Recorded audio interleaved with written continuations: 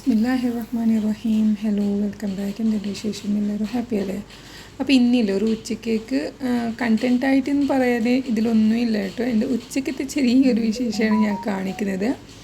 അപ്പോൾ ഇപ്പോൾ ഞാൻ ചോറിന് അരി വെക്കാനാണ് പോകുന്നത്.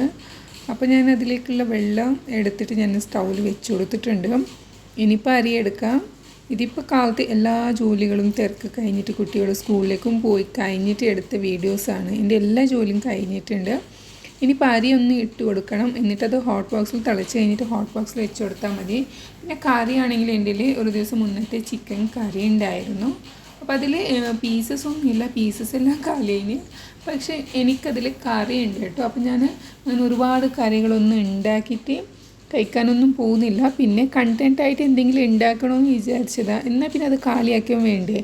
അപ്പോൾ പിന്നെ എന്തിനാണ് വെറുതെ ഇങ്ങനെ ഉണ്ടാക്കുന്നത്? നമ്മൾ എന്തായാലും കഴിക്കുകയും വേണം. എന്തായാലും വേസ്റ്റൊന്നും ആക്കാൻ പറ്റില്ലല്ലോ. അപ്പോൾ നമുക്ക് എത്രയും പറ്റുന്നുണ്ട് അത്രയും ആക്കിയിട്ട് നമ്മൾ കഴിച്ചാൽ പോരെ, അങ്ങനെ വിചാരിച്ചതാണ്. പിന്നെ ഇനി കണ്ടൻറ്റ് ആവട്ടെ, നമ്മുടെ വീഡിയോയിൽ നല്ല അടിപൊളി കറികളൊക്കെ ഉണ്ടാവട്ടെ എന്ന് വിചാരിച്ചിട്ട് ചെയ്തിട്ടൊരു കാര്യവും ഇല്ലയെന്ന് എനിക്ക് തോന്നി. അങ്ങനെ ഇത് ഞാൻ അരിയൊക്കെ ഇട്ട് കൊടുത്ത് എന്നിട്ട് ഇത് അരിയൊക്കെ തിളച്ച് കഴിഞ്ഞിട്ടുണ്ട്. ഇനി എന്നിട്ട് ഇതിന് ഞാനൊരു ഹോട്ട് ബോക്സിൽ വെച്ച് കൊടുക്കുന്നുണ്ട്. നമ്മൾ ചോറൊക്കെ വെന്ത് കിട്ടുന്ന. ഇനി ഇതിപ്പോൾ 2 മണിക്കൂർ കഴിഞ്ഞിട്ട് അങ്ങോട്ട് തുറന്നു കൊടുത്താൽ മതി. അങ്ങനെ അത് ഞാനൊരു സൈഡിലോട്ട് മാറ്റി വെച്ച് കൊടുത്തിട്ടുണ്ട്. എന്നിട്ടില്ലേ ചോറ് വാർത്തെടുക്കുന്ന ആ സമയത്തിൽ നല്ല മഴയായിരുന്നു കേട്ടോ. മഴയേക്കാളും കൂടുതലായിട്ട് നല്ല കാറ്റ് വീശുന്നുണ്ടായിരുന്നു. കാരണം എൻ്റെ ഫ്ലാറ്റിൻ്റെ അരികത്ത് തന്നെയില്ലേ നല്ല പുഴയുണ്ട്. പുഴ എന്നല്ല പറയുക. അപ്പോൾ അതുണ്ട് കേട്ടോ. അതുകൊണ്ട് തന്നെ കാറ്റ് നല്ല ഓവറായിട്ട് തന്നെ ഇവിടെ കൂടുതലാണ്. പിന്നെ ഇതിൻ്റെ ബാൽക്കണിയാണ് കേട്ടോ. എൻ്റെ ബാൽക്കണിയിലാണ് ഞാൻ പാത്രമൊക്കെ ഇങ്ങനെ വെച്ച് കൊടുക്കുന്നത്. അതുകൊണ്ട് തന്നെ ഇവിടെ അത്രയ്ക്ക് അങ്ങോട്ട് നീറ്റില്ല. വാഷിംഗ് മെഷീനും ബാക്കിയില്ല എന്താ പറയുക മാച്ചിയും പിന്നെ നമ്മുടെ ഈ ഇതൊക്കെ കൂറുന്ന എന്താ പറയുക എനിക്കറിയുന്നില്ല. അങ്ങനത്തെ എൻ്റെ എല്ലാ സാധനങ്ങളും ഒരു സ്റ്റോർ റൂമിൽ വെക്കുന്ന എല്ലാ സാധനങ്ങളും ഞാൻ ഈ ബാൽക്കണിയിലാണ് വെച്ച് കൊടുക്കുന്നത്. പിന്നെ ഈ ബാൽക്കണിയിൽ തന്നെയാണ് ഞാൻ അധികം ടൈമും സ്പെൻഡ് ആക്കുന്നത് കേട്ടോ. ഇങ്ങനെ വന്ന് ഇവിടെ നിൽക്കും.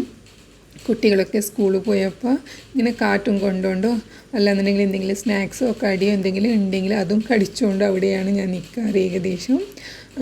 അപ്പോൾ ഇന്നെന്തെങ്കിലും എൻ്റെ സ്നാക്സിൻ്റെ ബോക്സ് ഞാൻ ക്ലീൻ ആക്കി വെച്ച് കൊടുത്തിട്ടുണ്ട്. കാരണം ആ ബോക്സ് കാലിയായിട്ടുണ്ട്.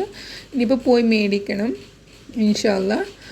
എന്നിട്ടിതാ ഞാൻ ചോറൊക്കെ വാർത്തിട്ട് കൊടുത്തിട്ടുണ്ടായിരുന്നു. ചോറൊക്കെ വെന്തിട്ട് കഴിഞ്ഞിട്ടാണ് കേട്ടോ. ഇതൊരു ഉച്ചക്കാണ് ഞാൻ ഉണ്ടാക്കിയിട്ടുള്ളത്. പക്ഷേ ഇതിപ്പോൾ ഒരു 3-3:30 മണി ആകുമ്പോഴത്തേക്കും നല്ലൊരു ചെറുതായിട്ടൊരു വിശപ്പ് തോന്നി. ആ സമയത്ത് ഇങ്ങനെ വിളമ്പി കഴിക്കാനാണ് തോന്നിയത്.